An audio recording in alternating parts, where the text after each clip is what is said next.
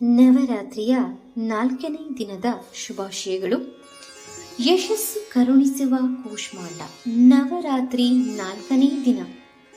ಸುಧಾ ಸಂಪೂರ್ಣ ಕಲಶಂ ರುದಿರಾಪ್ಲುತಮೇವ ಚ ದಧಾನ ಹಸ್ತ ಪದ್ಮಾಭ್ಯಾಂ ಕೂಷ್ಮಾಂಡ ಶುಭದಾಸ್ತು ಮೇ. ಶರನ್ನವರಾತ್ರಿಯ 4ನೇ ದಿನ ದೇವಿಯ ರೂಪವನ್ನು ಕೂಷ್ಮಾಂಡ ದೇವಿ ಎಂದು ಕರೆಯಲಾಗುತ್ತದೆ. ಕುಕ್ಷಿತಃ ಊಷ್ಮಾಂ ಕೂಷ್ಮಾಂ ಅಂತರ್ಥ. ಕುಕ್ಷಿತಃ ಅಂದರೆ ಸಹಿಸುವುದಕ್ಕೆ ಕಠಿಣವಾದದ್ದು. ಇನ್ನು ಊಷ್ಮ ಅಂದರೆ ಸೂಕ್ಷ್ಮ ಲಹರಿಗಳ ಗೊಂದಲ. ಮತ್ತೊಂದು ಉಲ್ಲೇಖ ಸಹ ಇದೆ. ತ್ರಿವಿಧಾಪಯುಕ್ತೆ ಸಂಸಾರ ಸ ಅಂಡೇ ಮಾಂಸವೇಶ್ಯಂ ಉದರ ರೂಪಂ ಯಶಃ ಸ ಕೂಷ್ಮಾಂಡ ಎಂದಿದೆ. ತ್ರಿವಿಧ ತಾಪ ಅಂದರೆ ಸೃಷ್ಟಿ, ಸ್ಥಿತಿ ಹಾಗೂ ಲಯ. ಇಲ್ಲಿ ಲಯ ಅಂದರೆ ಯಾವುದೇ ನಿಶ್ಚಿತ ಕಾಲ ಎಂಬುದು ಇಲ್ಲದೆ ನಾಶವಾಗುವಂಥದ್ದು.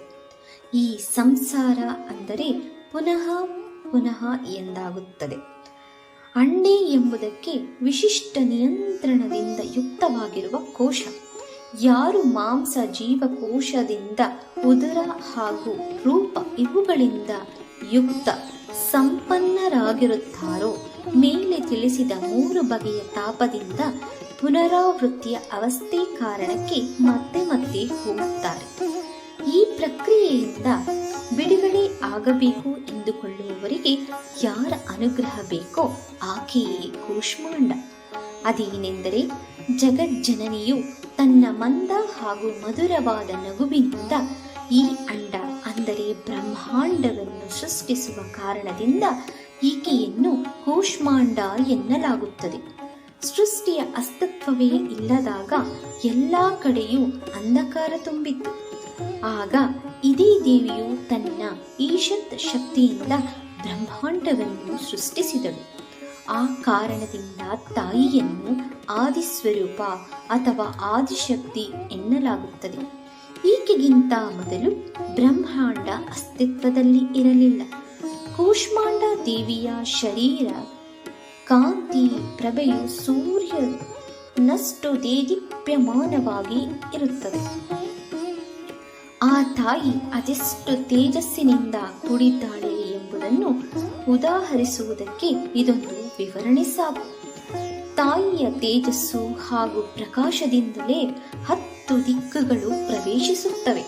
ಈ ಬ್ರಹ್ಮಾಂಡದ ಎಲ್ಲ ವಸ್ತು ಪ್ರಾಣಿಗಳಲ್ಲಿ ಇರುವಂತಹ ತೇಜಸ್ಸು ಇವಳದೇ ಛಾಯೆ ಆಗಿದೆ. 8 ಭುಜಗಳಿರುವ ಕಾರಣಕ್ಕೆ ಈ ದೇವಿಯನ್ನು ಅಷ್ಟಭುಜಾದೇವಿ ಎಂದು ಆರಾಧಿಸಲಾಗುತ್ತದೆ. ದೇವಿಯು 7 ಕೈಗಳಲ್ಲಿ ಕಮಂಡಲ, ಧನಸ್ಸು, ಬಾಣ, ಕಮಲ, ಅಮೃತ ತುಂಬಿದ ಕಲಶ, ಚಕ್ರ ಹಾಗೂ ಗದೆ ಇವೆ. ಈಕೆಯ ವಾಹನ ಸಿಂಹವಾಗಿದೆ. ಕೂಷ್ಮಾಂಡ ಅಂದರೆ ಸಂಸ್ಕೃತದಲ್ಲಿ ಕುಂಬಳಕಾಯಿ. ಈ ತಾಯಿಗೆ ಕುಂಬಳಕಾಯಿಯನ್ನು ಬಲಿ ನೀಡುವುದು ಹೆಚ್ಚು ಪ್ರಿಯ. ಆ ಕಾರಣದಿಂದಲೇ ಕೂಷ್ಮಾಂಡ ಎಂಬ ಹೆಸರು ಬಂದಿದೆ. ನವರಾತ್ರಿಯ 4ನೇ ದಿನ ಯಾರು ಕೂಷ್ಮಾಂಡ ದೇವಿಯನ್ನು ಆರಾಧಿಸುತ್ತಾರೋ ಅಂತಹವರ ಋಣ, ದಾರಿದ್ರ್ಯ, ರೋಗ, ಶೋಕಗಳು ದೂರವಾಗುತ್ತವೆ. ಆ ದೇವಿಯ ಅನುಗ್ರಹದಿಂದ ಆಯುಷ್ಯ, ಯಶಸ್ಸು, ಬಲ ಮತ್ತು ಆರೋಗ್ಯದ ವೃದ್ಧಿಯಾಗುತ್ತದೆ. ಯಥಾಶಕ್ತಿಯಿಂದ ಕೂಷ್ಮಾಂಡ ದೇವಿಯನ್ನು ಆರಾಧನೆ ಮಾಡಿದ್ದಲ್ಲಿ ಆಕೆ ಒಲಿಯುತ್ತಾಳೆ. ಸಂಸಾರ ಬಂಧದಿಂದ ಮುಕ್ತರಾಗಲು, ವ್ಯಾಧಿ ಬಾಧೆಗಳಿಂದ ದೂರವಾಗಲು ಅನುಗ್ರಹಿಸುತ್ತಾಳೆ. ಧನ್ಯವಾದಗಳು.